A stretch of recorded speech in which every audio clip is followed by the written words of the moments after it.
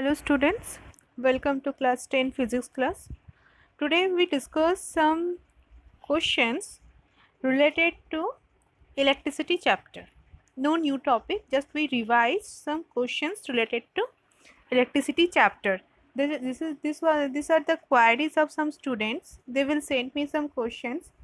Okay. So today we discuss these questions. So first question is define electric current, name the SI unit of electric current, define 1 ampere. Is electric current a scalar or vector quantity? I hope everybody has the electricity notes because I will send a PDF. So once again I will tell how you write down the answer. Define the electric current, just definition and the mathematical expression. The flow of electric charges through a conductor per unit time is called electric current. Or you can say that charge flowing through the conductor per unit time, that is called electric current. I equals to Q by T. Q represent electric charge, T represent time. So I represent electric current. SI unit of electric current is ampere. Ampere means coulomb per second. Okay. So how we define the 1 coulomb? 1 coulomb, 1 ampere.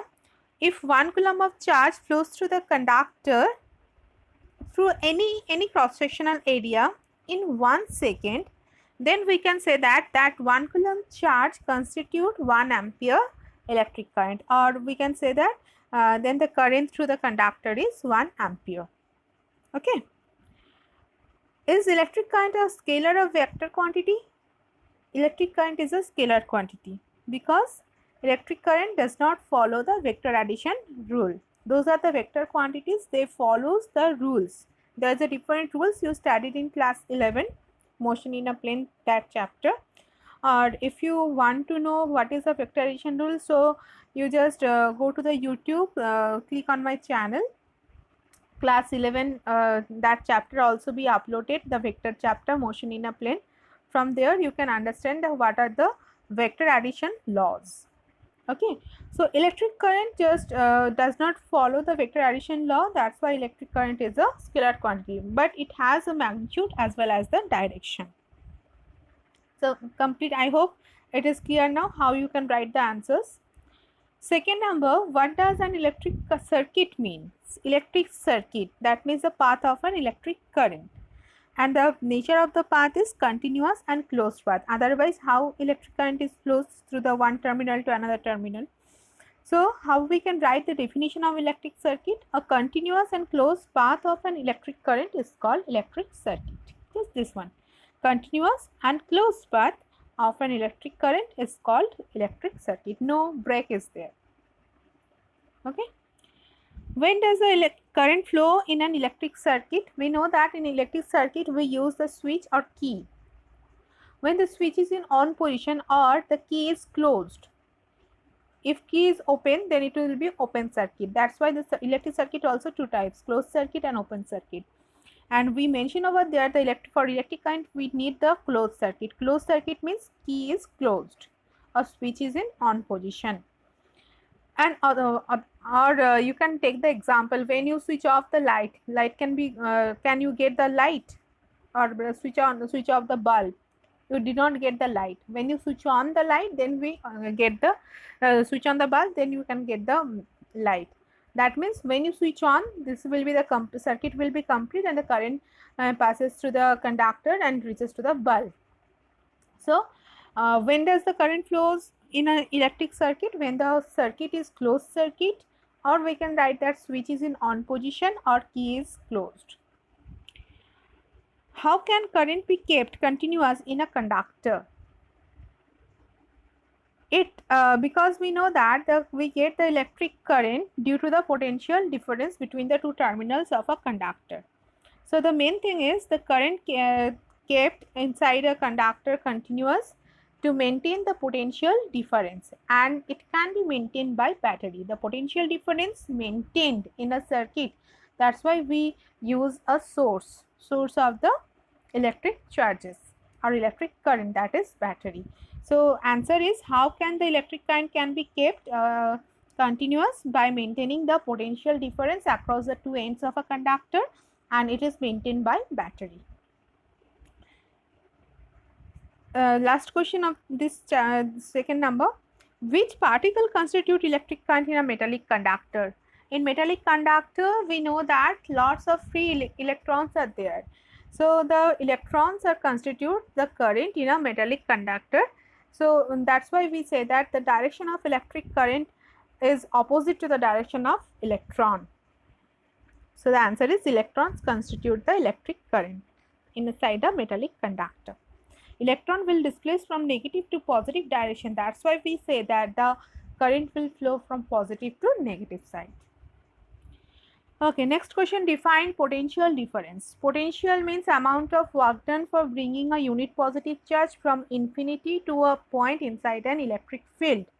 And the potential difference, if we consider 2 points inside an electric field, and if we want to move that electric charge, that one point to another point, whatever the work has to be done by that electric charge, that is called the potential difference, because 2 points having different potential. So whenever we move from A to B or B to C, one point to another point, there will be the difference in potential. Because you just remember, we get the current because of the potential difference, the high potential to lower potential. If no potential difference is there, then the electric charge does not flow through the conductor. If the difference is present, that's why the electric charges are flows, and that is a potential difference. So how we can define the amount of work done in bringing a unit positive charge from one point to another point inside an electric field? And it can be written as delta V. In some books it will be written as V only. So there is no problem if you write as a V, but it just if any questions is there, define electric potential and electric potential difference. In that case, you maintain the, you denote the electric potential by V and the potential difference by delta V. But if only the single question is that potential difference, so you can use either V or delta V. So because the potential difference is represented by delta V equals to 2 points we considered A and B, and A is the higher potential, B is the lower potential, because we know that the electric current flows to the higher potential to low potential. Electric current we get due to the electric charges. So we can say that the charges also move from higher potential to lower potential. So we consider the potential at point A will be greater than the potential at point B. So VA minus VB, that is equal to work done per unit charge. So WAB, A to B divided by Q. This is a mathematical expression of electric potential. And SI unit of potential is volt. Electric potential difference and potential same, that is volt. How we can define, or what do you mean by the potential difference between 2 points is 1 volt. So 1 volt equals to, we can write 1 joule by 1 coulomb, 1 joule per coulomb. So we can define when 1 joule of work is done by move a charge of 1 coulomb from one point to another point, then whatever the potential difference is generated across the conductor, that will be 1 volt, because 1 volt equals to 1 joule by 1 coulomb. 1 joule is a unit of work done. So 1 joule work has to be done or is done by moving a charge of 1 coulomb from one point to another point. The potential difference between the 2 points of a conductor, that will be 1 volt. Clear? What is the relationship between work done, potential difference and charge? Already I will mention over there. So again I will write here, I will mention by V.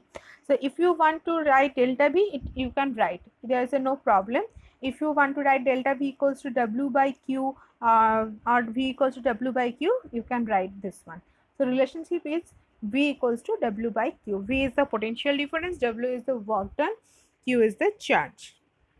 I hope it is clear now. Here 3 questions are there. Which has higher resistance, a 50 watt bulb or a 2.5 watt bulb, and how many times? Second number, what is the direction of conventional current? Conventional current means whatever we consider, that is positive to negative. we get the two types of current, conventional current and electronic current. Electronic current in terms of electron, that will be negative to positive, but the conventional current, normally what we use or whatever the direction we use in the circuit, that is positive to negative. This is called conventional current. Why is it not advisable to handle electrical appliances with wet hands? You also studied in class 8, because human body is a good conductor of heat. If you touch any or if you handle any electrical appliances with your wet hand, then there's a contact between the electric current and the human body, and the electric current will passes through our body to the earth. So we get a electric shock. That's why it is not advisable to handle the electrical appliances with wet hands. And let's see the first one answer. So P1, two bulbs are there. Power is first one is 50 watt. Power of second one is 2.5 watt. So first of all, we both are connected in a same potential, same voltage. So the voltage between used for two bulbs is the V. Okay. So first of all, we find out the resistance of two bulbs using the relation P equals to V square by R. So for first case, we get R1 equals to V square by 50 and R2 equals to we get V square by 2.5. Okay, and we know that the power and the resistance, P equals to VI, P equals to V square by R. So if V is constant, so we can write P proportional to 1 by R. That means P and resistance, power and resistance are inversely proportional to each other. So if resistance is increases, power will decreases. If resistance decreases, power will be increases. So here we want to find which has a higher resistance. So those having the less power, then that bulb has a higher resistance. So here you see that the resistance of second bulb is 1 by 2.5 and the resistance of the first bulb, that is 1 by 50. If V is constant, we can say that 1 by 50. 50 is a power. So we can which one is more? Which one is a more resistance? That means R1 is more. So if R1 is more, then the P is less. If R2 is less, then the P2. So we can say that second bulb offered more resistance because its power is less. That's why resistance is more. And how many times? So we divide this to R1 by R2. We get 20 into R1. So whatever the second bulb which offered more resistance, it will be 20 times of the first bulb. 20 times more resistance than the first bulb. Okay. Conventional direction positive to negative, that is higher potential to lower potential. And here we should not touch the electrical appliances with wet hand because our body is a good conductor of electricity, and since we may get an electric shock, electricity allows the conductor allows electricity to pass through it. Okay. Next, two electric bulbs marked 100 watt and 220 volt and 200 watt 200 volt have tungsten filament of same length. Length is same, power and the voltage across the bulb is different. Which of the two bulbs has thicker filament? So we find out the area, and we have to remember the relation between the area and the resistance. It is inversely proportional to each other. So if we first of all we find out the resistance, if first bulb, suppose those which having the more resistance, they having less amount of area, that means they are thin wire, and if resistance is more, then area is less. Resistance is less, then area is more. So that means the area is more, that means it is a thicker. Okay. And how does the resistance of a wire with its area of cross section vary? It is inversely varied with the area of cross section, and the symbols are there. Another one, numericals is there. Calculate the current drawn, energy consumed in 50 hours, the cost of energy. So let's see the first one answered first. So first valve, second valve, length is same. So resistance we find out first. Resistance is for first valve is 464 ohm and the for second one is 400 ohm. And we know this relation R equals to rho L by A. We know that resistance and area of cross section inversely proportional to each other. So in between R1 and R2, which one has more resistance?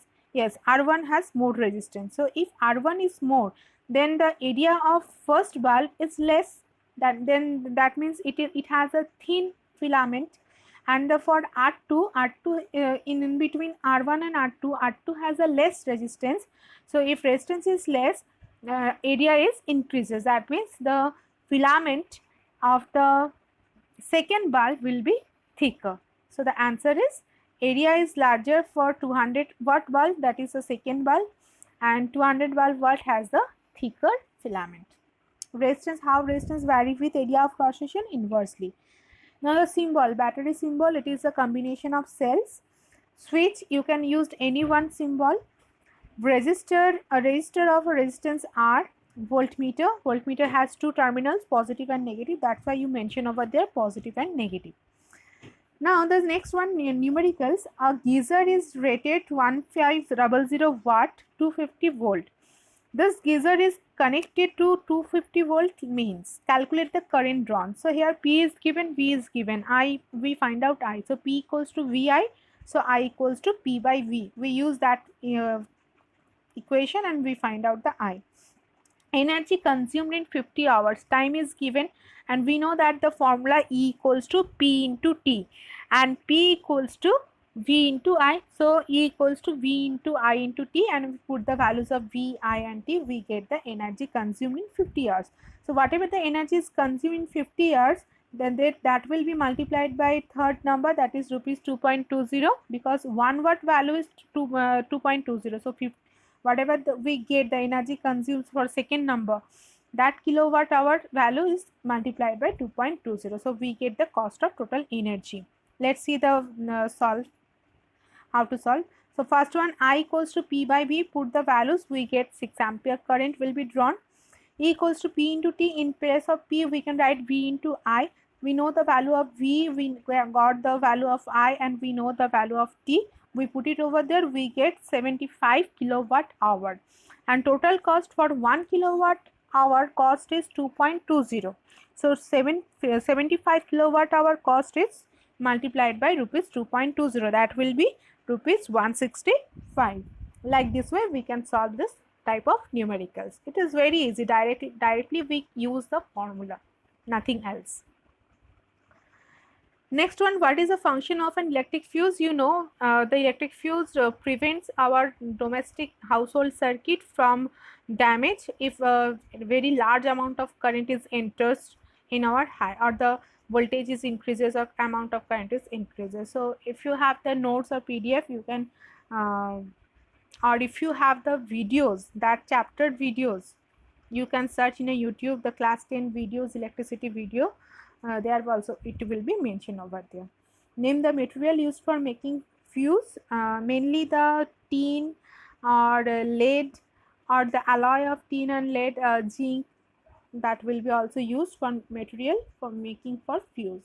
In household circuit, where the fuse is connect before the main meter box, that means there will be a fuse box over there. In every domestic house, one fuse box over there.